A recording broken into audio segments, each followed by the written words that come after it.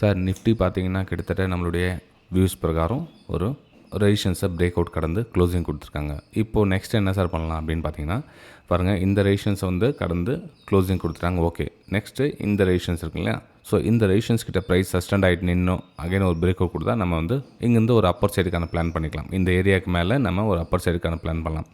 ஆனால் price reverse ஆகிடுச்சு அப்படின்னா கொஞ்சம் வெயிட் பண்ணுங்கள். ஏன்னா மேபி இந்த இடத்துல சப்போர்ட் எடுத்துகிட்டு திரும்ப கொஞ்சம் வெயிட் பண்ணணும். சப்போர்ட் எடுத்துகிட்டு அதுக்கப்புறம் மேலே போகலாம், அல்லது சப்போர்ட் பிரேக் டவுன் ஆகிட்டு கீழே வரலாம். ஸோ ரெண்டுத்து நடக்கிறதுக்கான சான்ஸ் இருக்குது இந்த இடத்துல.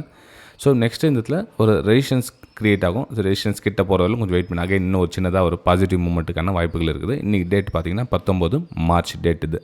நெக்ஸ்ட் மூமெண்ட்டும் நெக்ஸ்ட் அடுத்த ரெசிஸ்டன்ஸை டச் பண்ணுறதுக்கான ஒரு வாய்ப்புகள் இருக்குது. ஓகே, சரி ஃபைன். இந்த வீடியோ உங்களுக்கு பிடிச்சிருந்தா மறக்காமல் சேனலை சப்ஸ்கிரைப் பண்ணி பெல் ஐக்கானை கிளிக் பண்ணி வச்சுங்க. ஏன்னா நம்ம வீடியோ வந்து நம்ம யூடியூப் வீடியோவில் போட்டிருந்தோம். இப்போ ஷார்ட்ஸ் மூலியமாக பார்த்தீங்கன்னா சின்ன சின்ன விஷயங்கள் ஷேர் பண்ணுறதால பெரிய இஷ்யூ வராதுன்னு நினைக்கிறேன். ஸோ அதனால் அந்த விஷயம் மட்டும் உங்கள் கூட தெரிவிச்சுக்கிறேன்.